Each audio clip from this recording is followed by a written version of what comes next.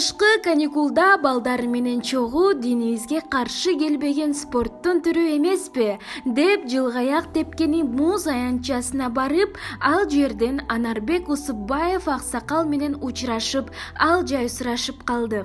Жалгыз уулунан керес калган небересин ойнотуп жүргөн экен. Билим алууга болгон кызыгуунун басаңдоосу жалпы тенденция катары калыптанып бара жаткандыгы туурасында кеп уруштук. Жалгыз торпогун сатып бала окуткан элдин мынчалык майдалангандыгына бир аз кейип кепчидик. Улуттун келечегине кам көрүүгө болгон пикир алыштык. Аксакалдын жакшы карып бараткандыгын байкап, ичимден Кудайга шүгүр айттым. Кудай Таалам барыбызды хидаят туура жолунан адаштырбасын. Анан эстелик болсун деп чырк эттирип койдук.